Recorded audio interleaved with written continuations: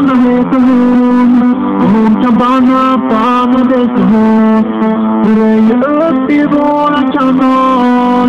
Jag vill berätta för dig att du känner bort. Då kom den dagen jag inte trodde fanns. Du satte verkligen kanalen ur balans. Jag trodde aldrig att jag hade så fel. Men när alla ser och sa jag är ingen bas. Jag är en väldigt vacker tjej som just tyvärr är väldigt främmande för mig. Men det finns inget som behöver förklaras. För i mina ögon är hon alltid en boss. Hon heter Anna heter hon. Hon kan banna dig så hårt. Hon röjer upp i våran kanal. Jag vill berätta för dig att du känner en boss som alltid varit för alla som är här.